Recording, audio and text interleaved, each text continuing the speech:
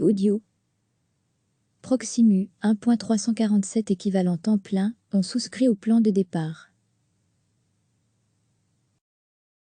Un total de 1.347 équivalent temps plein ont souscrit au plan de départ volontaire, dans le cadre de la restructuration chez Proximus, a annoncé vendredi l'opérateur, à l'occasion de la publication de ses résultats annuels.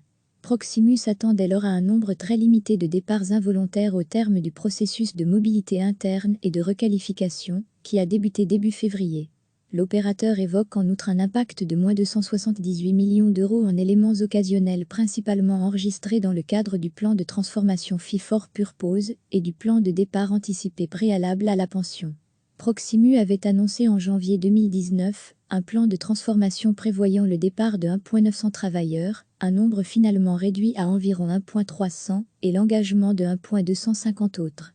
Les résultats 2019 de l'opérateur télécom ont été soutenus par les efforts du groupe visant à réduire ses coûts. La hausse du nombre de clients TV, plus 1,4% à 1,642 millions, d'abonnés à l'Internet fixe, plus 1,5% à 2,089 millions, et de clients mobiles post-pay, plus 2,4% à 4,111 millions, n'a néanmoins pas permis d'empêcher une contraction du chiffre d'affaires sous-jacent, qui s'élève pour 2019 à 5,69 milliards d'euros, moins 2,1%. L'EBITDA sous-jacent est par contre en très légère progression, plus 0,3% à 1,87 milliard d'euros.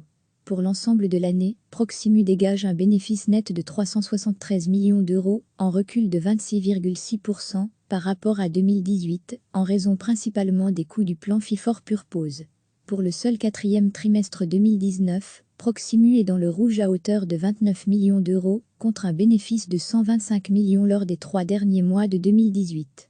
Le conseil d'administration proposera le versement d'un dividende brut de 1,5 € par action pour l'exercice 2019, dont 0,50 € par action a déjà été versé en décembre 2019 via un dividende intérimaire. Ceci amène le dividende total déclaré sur les résultats de 2019 à 486 millions d'euros, conclut Proximus.